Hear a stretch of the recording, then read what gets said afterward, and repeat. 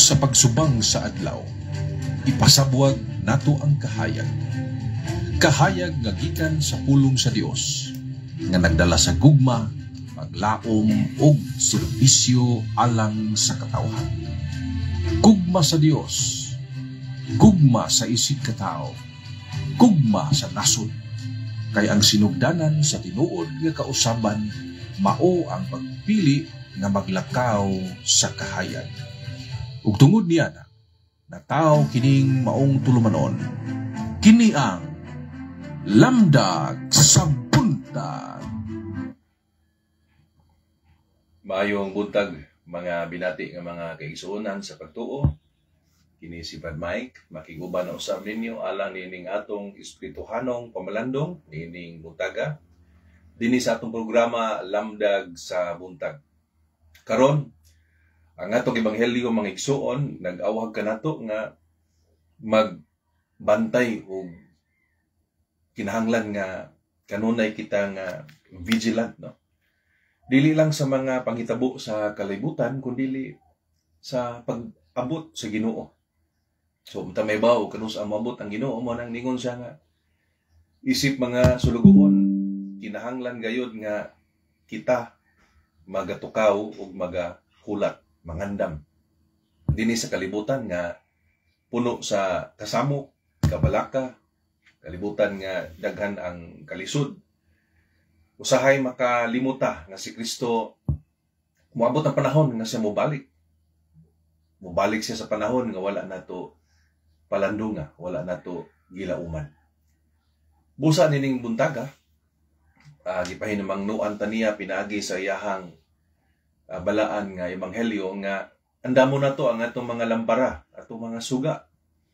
Meaning ang lampara mo ni ang simbolo sa pagtuo nga nagadan-ag bisan sa kangitngit. So mao ni ang atong andamon. Kumusta man ang atong mga pagtuo? Nagadanag ba niining taliwala sa kalibutan nga mangitngit? Agi pagsugod kita magaampo. Sa ngalan sa Amahan ug sa Anak sa Espiritu Santo. Amen. Among Ginoo, mahan makagagahom. Salamat sa bagong adlaw ug sa kahayag nga imong gipasinati gihapon kanamo niining adlaw. Tabangi kami nga magapuyo nga andam sa kanunay ug matinud-anon nga nagulat diha sa imo nga pagbalik. Upaya ang among mga kasing-kasing sa mga kahadlok ug pun-a kini sa paglaom ug gugma nga nakanimo ug sa among isig katao. Ipahinumdum kanamo nga ang kahayag sa among kinabuhi gikan gayud kanimo. Ug kini tanan among giampo pinagi ni Kristo among Ginoo. Amen. Sa samahan ug sa Anak sa Espiritu Santo. Amen. Maayong buntag kaninyong tanan mga kahigalaan, labi na sa atong mga naglantaw karon ining atong live nga broadcast, no? Good morning ni Ma'am Renelda Maluka, atong constant nga magtatanaw og supporter gyud si Ma'am Renelda. Good morning nimo diya, Ma'am. God bless you.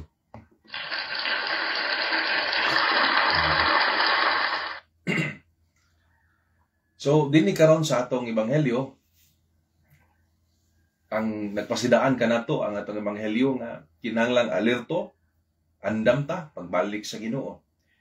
Ang usa ka tinuod nga alagad dili magulat sa Ginoo tungod sa kahadlok. Miyo na magbinuotan ta kay hadlok ug matapos ng kalibutan. Apiki nga pamalandong na mga igsoon, no? So bisan pa og magunsa ang kalibutan, padayon ta nga padanag sa atong kahayag. Sa unsa nga paagi? Pinagi sa mahigugmaon nga mga buhat. So dili pinagi sa tinukmod sa kahadlok, kundi tinukmod sa paghigugma. Kaya kung moabot ang Ginoo, nga makaplagan ta nga tinud-anay kitang nagbantay, alerto diha sa atong pagkasumusunod, buhi sa atong pagtuo, aktibo sa atong pag-alagad, tinuod gayud mahimo kitang bulahan. Sa dili pa ta mo padayon, atong hinumduman ang memorial saint of the day.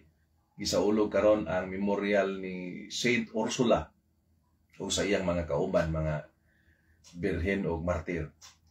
Kini si Santa Ursula o sanay kababay nga puno sa pagtuo o kaisog nga gituhan nga naglakaw siya uban sa libuan ka mga birhen aron mag-misyonaryo o nangamatay sila tungod sa ilang pagtuo kang Kristo. Ang ilang mga kinabuhi nagpahinumdum kanato nga ang pag-andam ug pagtuo dili lang sa panahon sa kahupayan kundi apil na sa panahon sa mga pagsulay. Ang ilang kamatayon nahimong kahayag nga nagpasiugda sa katinuuran sa pagtuo sa Ginoo. So mo na atong memorial saint of the day si Saint Ursula kauban sa iyahang mga martyrs nga mga kaubanan, no? So maayong buntag sa tanan once again. I hope nakapamahaw na mo. Sa di pa ta mohatag sa atong mga reflection and key points, natagyanda mga tulo ka mga punto. Ako sang igreto balik ang ato ang mga naglantaw nining panahon na. Labi na sa akong kapikas nga si MM. Sa akong mga anak, si Maria Teresa, si John Luke, si Michael, si Rafael, Gabriel, ug si Maria Elizabeth. Sa akong mama, si Mama Delpa, sa akong mga igsuon, mga manghod nga si Charlotte ug si Farah nga naa sa Daguhoy ug naa sa gawas usab si Janet ug sa pamilya usab ni Al diha sa Manila.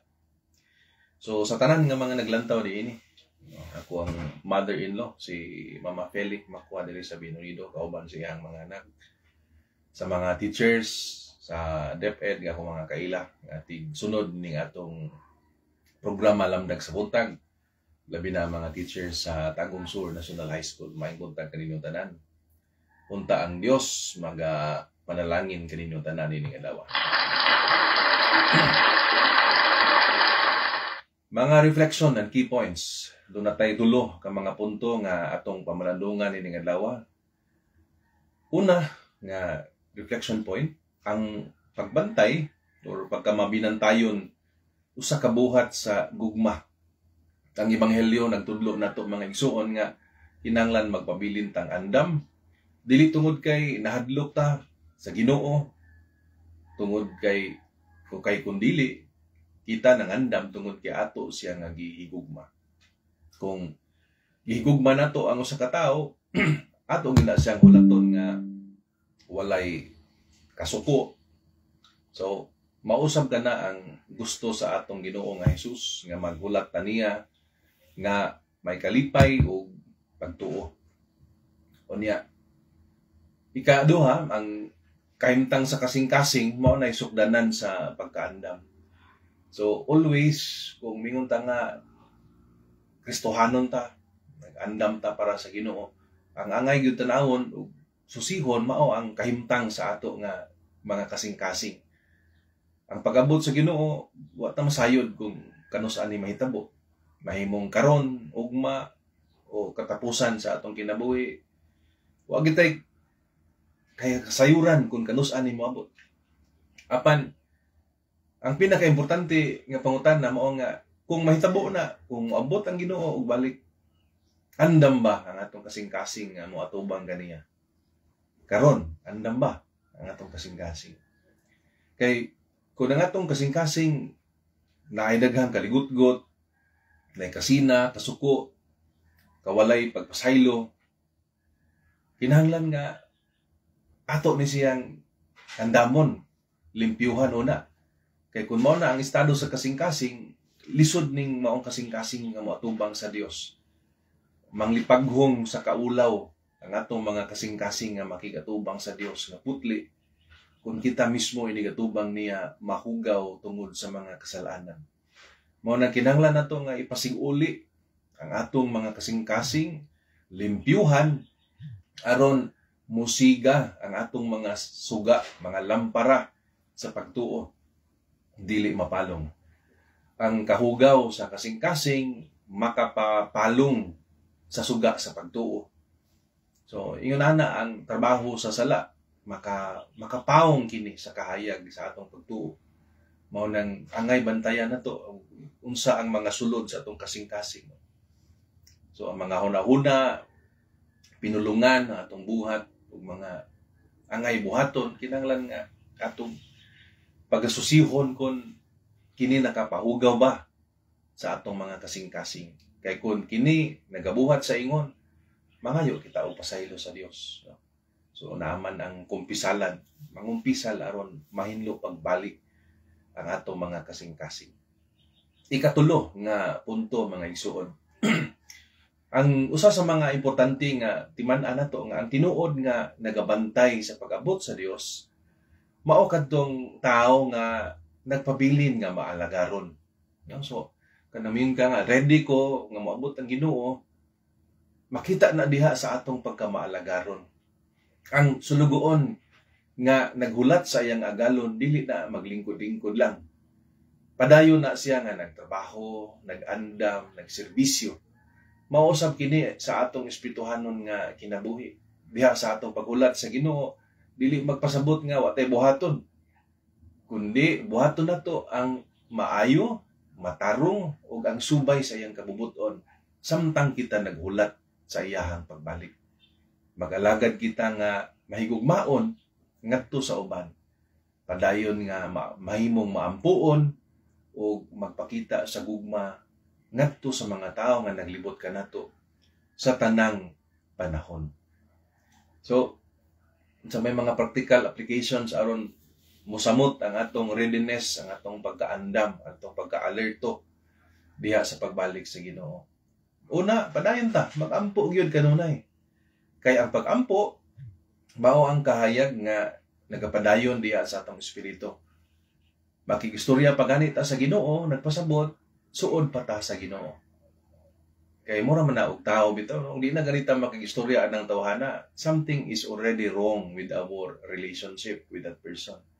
So the more nga ampo ta sa Ginoo, the more we communicate to God, the more nga mas strengthen ang ato ang relasyon sa Ginoo, ug the more nga mohayag ang ato ang suga sa pagtuo.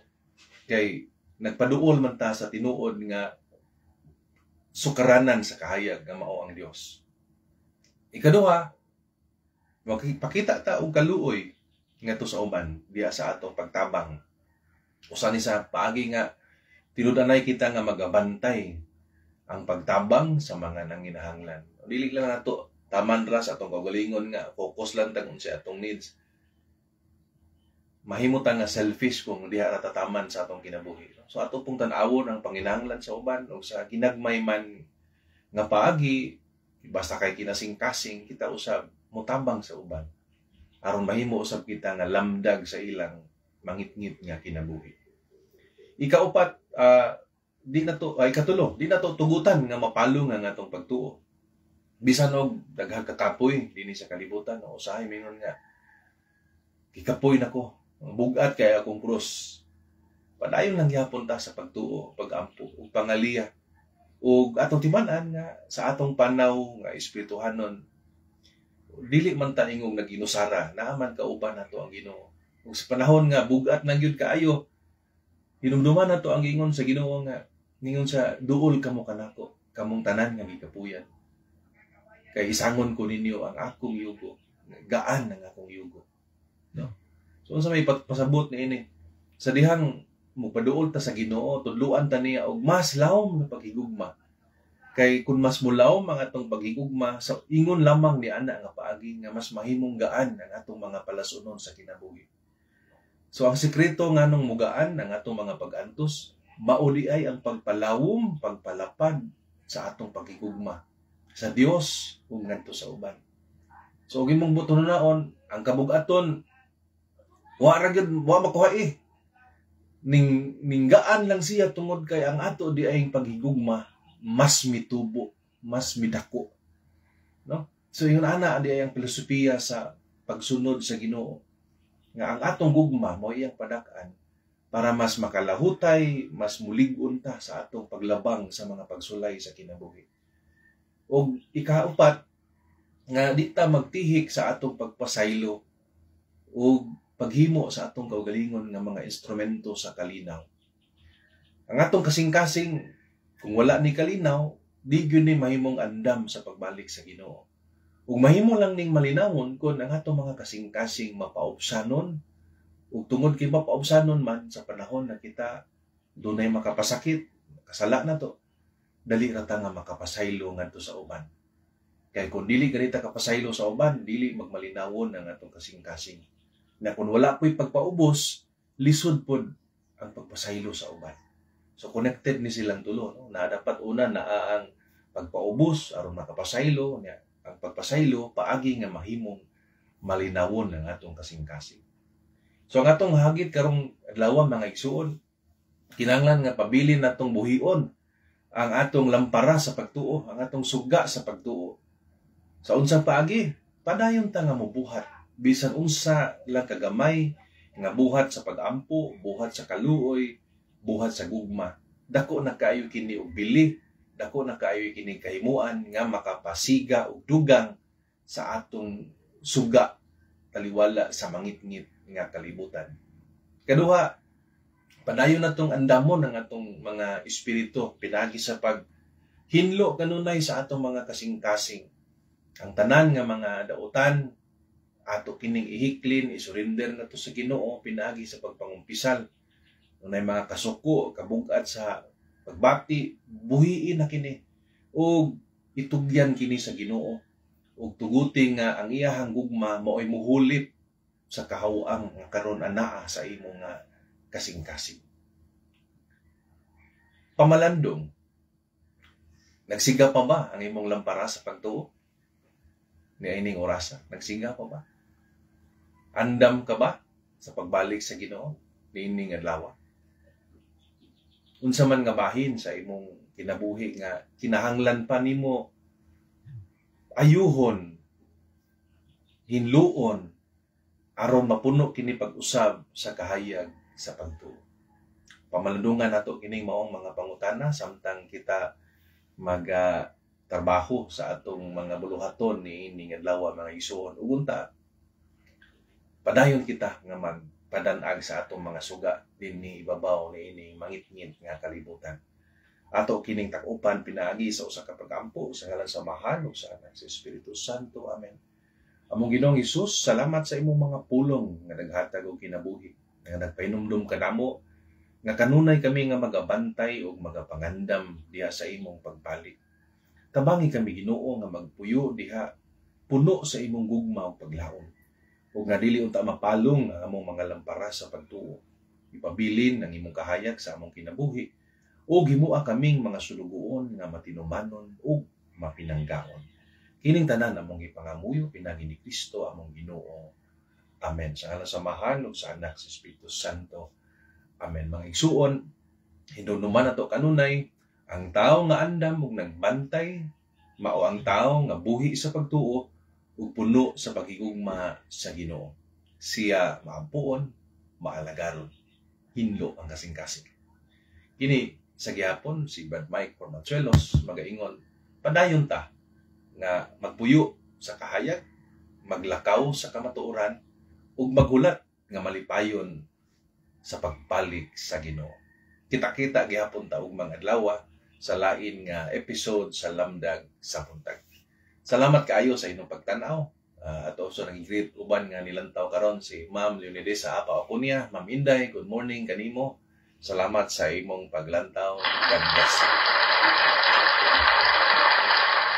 Hangtod ugma, salamat kayo sa inyong paglantaw.